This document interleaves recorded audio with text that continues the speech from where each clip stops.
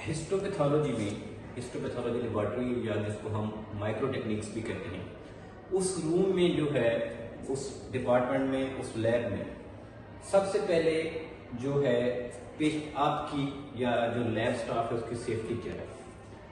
Histopathology का जो room है, ये हिस्टोपैथोलॉजी का जो डिपार्टमेंट है, उसके अंदर आपने कुछ चीज़ों से अपने आप को बचाना है। उसमें है, यहाँ पे केमिकल यूज होती हैं, माइक्रो ऑर्गेनिज्म तो ना होने के बराबर होते हैं ना, इसमें आपको अपने आप को सेव करना है। यहाँ पे बड़े तेज धार आले यूज होते हैं, ब्लेड होते हैं, डायसेक्शन सीजर्स होती हैं, नाइफ्स होती हैं, इस तरह की चीज़ें होती हैं। बड़े बड़े डायसेक्शन और बड़े बड़े आगे से टाइप लगे होते हैं जिससे हम बोन को कटिंग के लिए यूज करते हैं।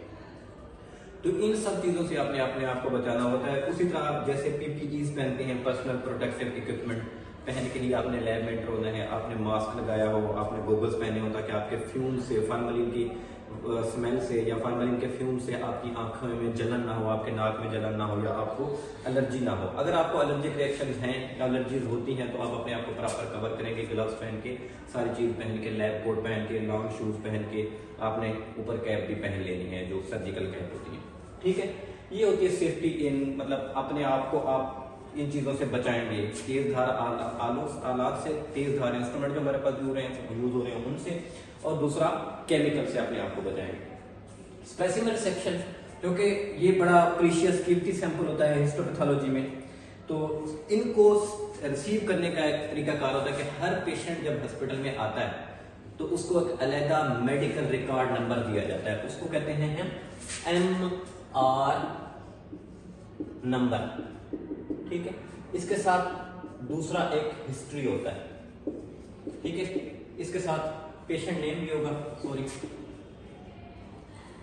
Name, medical record number, history और CNIC। ठीक है, और कांटेक्ट नंबर और डॉक्टर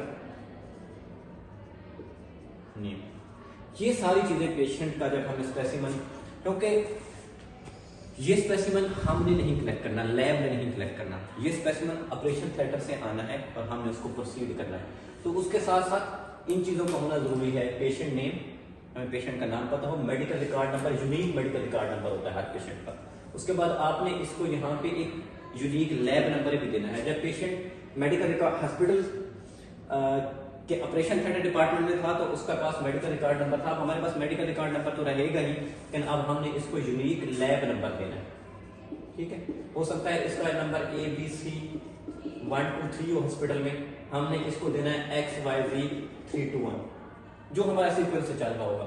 हिस्ट्री इसलिए रिक्वायर्ड होती है कि कौन से पार्ट की सर्जरी की गई है, कौन से टाइप का स्पेसिमन है, और इसके ऊपर डॉक्टर जो उसका ट्रीटिंग फिजिशियन है वो देखना क्या चाहता है। CNIC नंबर भी क्योंकि यूनिक होता है इसलिए चाहिए होता है। कांटेक्ट नंबर चाहिए होता है कि किसी किस्म की इंफॉर्मेशन फर्दर हमें चाहिए हो पेशेंट से या डॉक्टर से, तो हमारे पास होना चाहिए।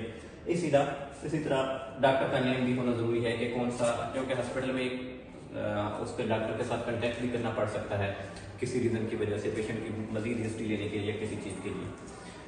डाइसेक्शन रूम, अब डाइसेक्शन रूम एक चीज है, जब स्पेसिमन हमारे पास रिसीव हो जाता है बायोप्सी का या हिस्टोपैथोलॉजी का टिश्यू पार्ट या कोई भी चीज, तो उसको हम डाइसेक्शन रूम में, एक डाइसेक्शन रूम एक बड़ा सा रूम होता है जहां पे उस, अब ये है कि इतना बड़ा एक टिश्यू आ गया तो अब उसको सारे को हम मशीन में डाल के सारे को टेस्ट करने से रहे। तो अब जो हिस्टोपैथोलॉजिस्ट होता है, जो कंसल्टेंट होता है लैब का, वो उसका जो बेहतरीन पार्ट होता है जिसमें उसको लगता है कि इससे अच्छे रिजल्ट आएंगे, तो वो उनको छोटे छोटे पीसेस में बिल्कुल काटता है। और जिस रूम में ये सारा प्रोसेस होता है वो डायसेक्शन रूम होता है। डायसेक्शन रूम एक बड़ा होता है, हवादार होता है, वेंटिलेटेड होता है, उसमें एक बाकायदा एक टेबल लगी होती है जो उसके ऊपर हमारे पास सारी इलेक्ट्रिक सप्लाई अच्छे से मौजूद होती है, उसके ऊपर सारे डायसेक्शन के सीजर, जो चीज़ें हमें शार्प चीज़ें चाहिए होती हैं उसको काटने के लिए वो सारी अवेलेबल होती हैं। ठीक हो गया। और दूसरा जो है इसके पास, इसमें हवा का होना भी जरूरी है, क्योंकि वो पीस जो जब हम उसको काटते हैं टिश्यूज को तो वो स्मेल आती है, फार्मलिन की स्मेल आती है, तो इसलिए हवादार होना भी इसका बहुत जरूरी है। स्पेसिमेन सेपरेशन, अगर किसी और टेस्ट पेशेंट ने करवाने हैं या हमें कुछ लगता है कि इसके ऊपर और टेस्ट होने चाहिए या होंगे, तो हम उस स्पेसिमेन को सेपरेट करके दूसरे डिपार्टमेंट में भिजवा देते हैं। इसमें ये हो सकता है कि हमारे पास नॉर्मल के नहीं किस फार्मूले में डिप करके सैंपल आ जाए, समटाइम नॉर्मल स्लाइन में सैंपल आ जाता है, समटाइम एज इट भी आ सकता है। जैसे कुछ फ्लूइड्स के सैंपल होते हैं वो एज इट आ जाते हैं, फ्लूइड को किसी चीज के अंदर नहीं डाला जाता, जैसे कोई CSF निकाला है या किसी नी जॉइंट से स्पेसिमेन निकाला है फ्लूइड का, तो उनको हम सेपरेट करके दूसरे डिपार्टमेंट्स में भी भिजवा सकते हैं। स्टोरेज एरिया होता है हिस्टोपैथोलॉजी लैब में, एक स्टोरेज एरिया होता है कि जब हमने सारा ये डायसेक्शन कर ली और जब हमारे पास स्पेसिमेन से हमने अपनी स्लाइड्स वगैरह बना ली, तो हम उसको क्या करते हैं, हम उसको अलहदा से एक स्टोरेज एरिया में रख देते हैं। ये तकरीबन 6 मंथ तक हमने हिस्टोपैथोलॉजी के ये जो स्पेसिमेन होते हैं इनको सेव करना होता है। ये बहुत बड़ा रूम होता है जिसमें सीक्वेंस वाइज पहले वो डिफरेंट बॉक्सेस बने होते हैं कि ये जनवरी, फरवरी, मार्च, अप्रैल, मई, जून और ऊपर मंथ और ईयर लिखा होता है कि उस मंथ के स्पेसिमेन हम उस बॉक्स में डालते जाएंगे, डेट भी लिखी होगी, 1, 2, 3, 4 पूरे महीने के स्पेसिमेन उसके अंदर आएंगे, फिर दूसरे महीने के, फिर तीसरे महीने के, इस तरह ये बड़ी बड़ी ये हमारे पास हिस्टोपैथोलॉजी। इसके अलावा बाकी इसका टिश्यू प्रोसेसिंग एरिया होता है हिस्टोपैथोलॉजी का, जहाँ पे टिश्यू प्रोसेस होता है। टिश्यू प्रोसेस के 16 आवर्स का एक लंबा प्रोसेस है जो मैं आपको नेक्स्ट लेक्चर में दिखाऊंगा। Thank you.